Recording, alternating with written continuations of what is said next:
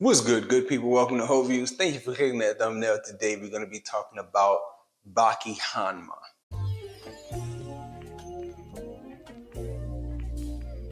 So this is a series review for Baki Hanma. If you remember, I did review Baki from 2020. That series had 3 parts that it was released in. This video is focusing on talking about Baki Hanma that had a season 1 and a season 2. Season 2 recently being released in, I believe, of August of 2023 is when they let out those last episodes for this. So I watched the entirety of the run starting back in 23, finishing here in 24, and I just want to talk about it. So Baki Hanma, in my opinion, is miles better than Baki from 2020 from a storytelling perspective. Both series are great series when it comes to the action and the fighting and the background that the narration gives you from episode to episode. But the linear nature of the storytelling in Baki Hanma far exceeds what we get in Baki from 2020. We also get more time with our main character of Baki and see his role in all the different arcs that you get in the seasons as they, roll along. So we get Oliver in the prison storyline with Oliver and Guevara and Baki being in the prison and like the build up to the Baki Oliver fight. Then in season 2, we get Pickle and the Pickle Arc and all the other fighters facing off against Pickle.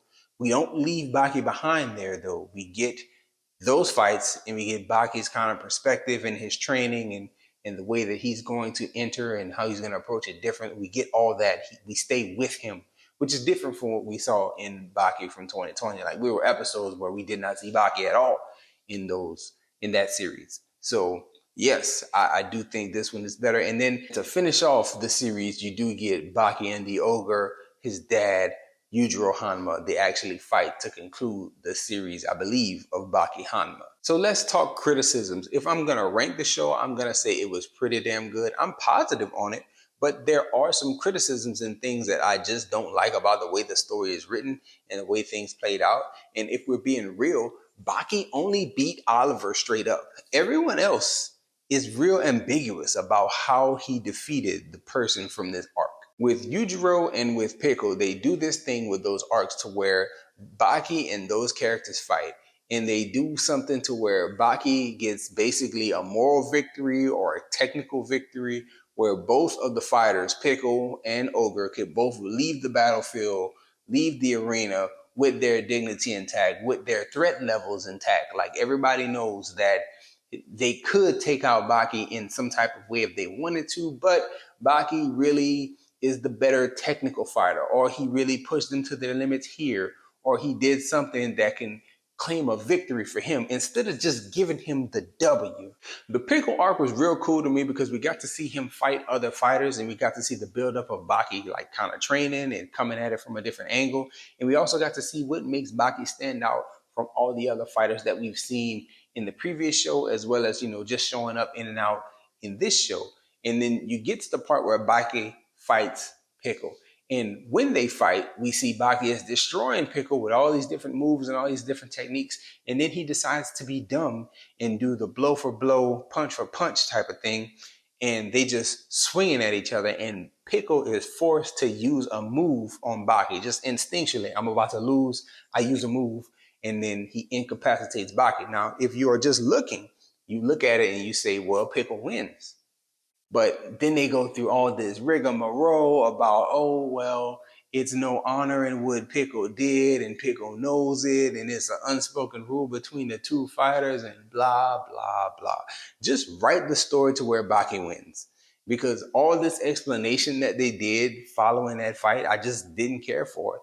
And it comes up immediately when you get to the Ogre fight. Like, it's the same thing. They go through, and Baki and the Ogre are going back and forth, and Baki is using techniques that's actually working on his dad. Even though he physically can't really hang with him, dad is just too strong, too powerful, and Baki's taking too much damage. He's holding his own.